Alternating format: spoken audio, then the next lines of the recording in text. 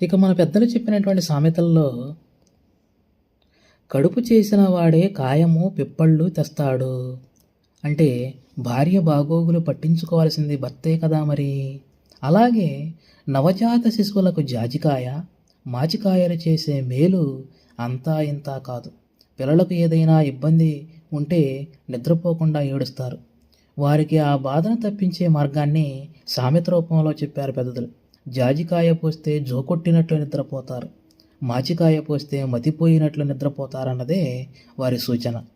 ఇప్పుడైతే పేస్టులు బ్రష్ల గోల ఎక్కువైంది కానీ ఒకప్పుడు దంతధావనం అంటే వేప పొలాలతోనే వేపే కాదు, ఉత్తరేణి, కానుగ, సండ్ర, మారేడు లాంటి మొక్కలు కూడా ఈ జాబితాలో ఉన్నాయి. వీటితో పళ్ళు తోముకుంటే ఆరోగ్యకరమని పూర్వీకులు ఎంత బాగా చెప్పారో చూడండి. ఉత్తమం ఉత్తరేణి, మధ్యమం మారేడు, కనీసం కందిపుల్లతోనైనా తోముకొని దంత సమస్యల నుంచి బయటపడమని సలహా ఇచ్చారు వారు. ఇలా ప్రతి ఆరోగ్య సమస్యకు పరిష్కారం చూపించే సామెతలు ఎన్నో ఉన్నాయి.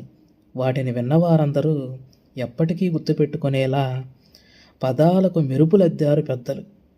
సంప్రదాయ వైద్య విజ్ఞానం, అనారోగ్యం బారిన పడకుండా ఉండడానికి తీసుకోవాల్సిన జాగ్రత్తలు తదితరాలన్నింటినీ మేళవించి మరీ వీటిని రూపొందించారు వారు.